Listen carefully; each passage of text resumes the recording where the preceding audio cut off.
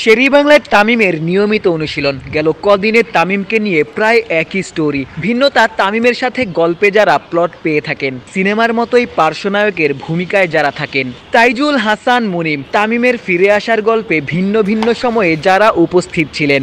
আজ যেমন রাকিবুল হাসানরা যুক্ত হলেন। মঙ্গলবার স্টেডিয়াম পাড়ায় গণমাধ্যমের জন্য অলস কোনো দিনই যেন। নিয়মিত অনুশীলন করা রংপুর রাইডার্সের ক্রিকেটাররা পাড়ি জমাচ্ছেন ওয়েস্ট ইন্ডিজে। জাতীয় দল আগেই সেখানে অবস্থান করছে। এনসিএলে ঢাকা খুলনার ম্যাচও শেষ হয়েছে 1.5 দিন আগেই। গণমাধ্যম কর্মীরা যখন স্টোরি খুঁজছেন, তখনই তামিম শেরেবাংলায় এনসিএল টি-20 দিয়েই যিনি মাঠে ফিরছেন, যে টুর্নামেন্টকে ঘিরেই প্রতিনিয়ত কঠোর পরিশ্রম করছেন।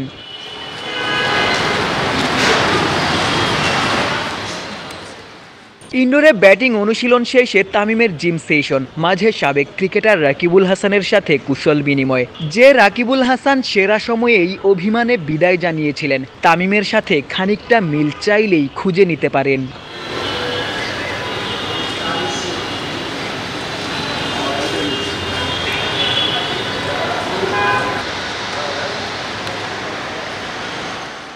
লম্বা সময়ের জিম সেশন শেষে তামিমের ফেরার পালা। ক্লান্ত পরিশ্রান্ত তামিম মাঠের ক্রিকেটে ফিরছেন। যদিও জাতীয় দলে ফেরার কোনো পরিকল্পনা নেই, তবুও ড্যাশিংয়েই ওপেনারকে মাঠে দেখার অপেক্ষায় আছেন হাজারো তামিম ভক্ত।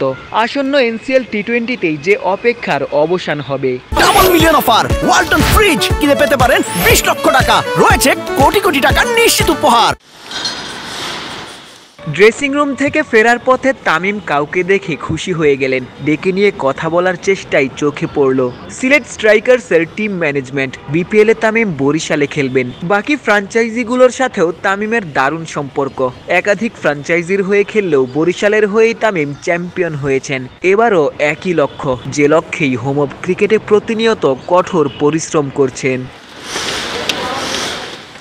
শেরেবাংলা জাতীয় ক্রিকেট স্টেডিয়াম থেকে ক্যামেরায় আমিনুল ইসলাম সুজনের সঙ্গে আশিক সারোয়ার, ক্রিকেট 97।